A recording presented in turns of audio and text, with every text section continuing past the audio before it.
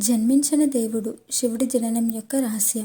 అదేంటి శివుడు పుట్టలేదు అంటున్నావు, మళ్ళీ నువ్వే శివుడి రహస్య జననం అంటున్నావేంటి అని అనుకుంటున్నారా? దీనికి సమాధానం కావాలంటే ఈ వీడియో మొత్తం స్కిప్ చేయకుండా చూడండి. సృష్టి మొదలు కాకముందు, కాలం కూడా లేకపోయినప్పుడు, సూర్యుడు, చంద్రుడు, నక్షత్రాలు ఏమీ లేని ఆ పరమశూన్యంలో ఒకే ఒక శబ్దం వినిపించింది, ఓం అని. అది సరిహద్దు లేని శక్తి. అది ఎవరో కాదు, మహాదేవుడు. ఆయనకు జన్మ లేదంటారు. అయితే ఆయన ఈ లోకంలో ఎలా ప్రత్యక్షమయ్యాడు? ఇదే శివుడి జననం వెనక ఉన్న మర్మం. ఆ శూన్యం నుండి వెలువడిన ఓం తరంగాల నుండి బ్రహ్మ సృష్టికర్తగా మరియు విష్ణువు పాలకుడిగా పుట్టారు. వీరిరువురు తమ తమ పాత్రలను పోషిస్తూ యుగాలుగా సృష్టిని నడిపారు. కానీ ఒక్కసారి వారిద్దరికి అహంకారం వచ్చింది. నేనే గొప్ప దేవుడు అని ఇద్దరు వాదించుకున్నారు. అప్పుడు ఒక్కసారిగా ఆకాశమంతా దహించుకుపోయింది.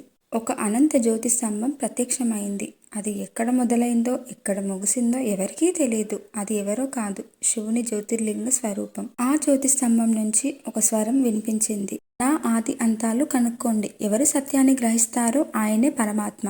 బ్రహ్మ అంశరూపంలో మారి పైకి ఎగిరాడు. విష్ణువు వరాహ రూపంలో మారి కిందకు త్రవ్వాడు. యుగాలు గడిచాయి, కానీ ఆ జ్యోతి యొక్క మొదలు అంతం ఎవరూ కనుక్కోలేకపోయారు. విష్ణువు తాను ఓడిపోయానని ఒప్పుకోగా, బ్రహ్మ తాను శిఖరాన్ని కనుగొన్నానని అబద్ధం చెప్పాడు. మరియు తన వాదనకు మద్దతుగా కేతకీ పువ్వును తప్పుగా ఉపయోగించాడు. ఫలితంగా శివుడు బ్రహ్మను ఎప్పటికీ పూజించకూడదని మరియు కేతకీ పువ్వును పూజలో ఎప్పుడూ ఉపయోగించకూడదని శపించాడు.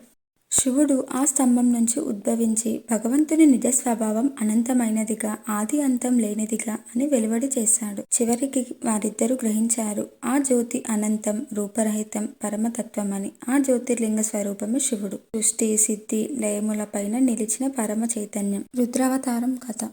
పురాణాల గ్రంథాల ప్రకారం సృష్టి ప్రక్రియ సమయంలో బ్రహ్మ తన మనసు నుండి నలుగురు సన్యాసి కుమారులను సృష్టించి సంతానోత్పత్తి చేయమని కోరాడు.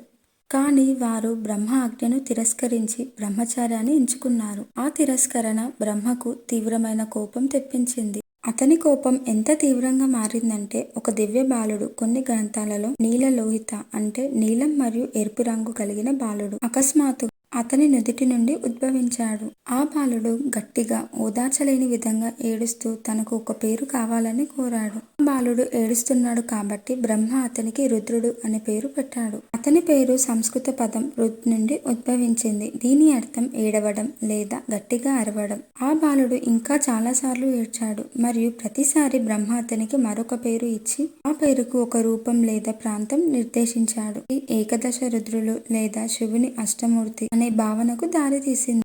ఈ ప్రక్రియలో శివుడు బ్రహ్మ నుదిటి నుంచి ఉద్భవించినట్లు అనేక శాస్త్రాలు వర్ణించాయి. చాలా పురాణాల ప్రకారం పరమశివుడు జన్మించని వాడు, ఆజన్ముడు, శాశ్వతుడు అని నమ్ముతారు. ఈ జన్మ అనేది సృష్టి చక్రంలో ఒక ప్రయోజనాన్ని నెరవేర్చడానికి ఒక మాయా రూపం మాత్రమే. శివుడు పుట్టలేదు, ఆయన ప్రకాశించాడు. ప్రపంచం సత్యం మర్చిపోయినప్పుడు ఆయన తిరిగి ప్రత్యక్షమవుతాడు. ప్రతిసారి మనం ఓం నమ శివాయ అని జపించినప్పుడు మన హృదయంలో ఆ అనంత జ్యోతి వెలుగుతుంది. మనలో కూడా అదే చైతన్యం నిద్రలో ఉంది.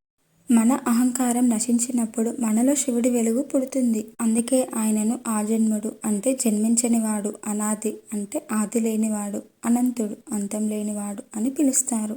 జననం లేని దేవుడు, ఎల్లప్పుడూ ఉన్న శివుడు.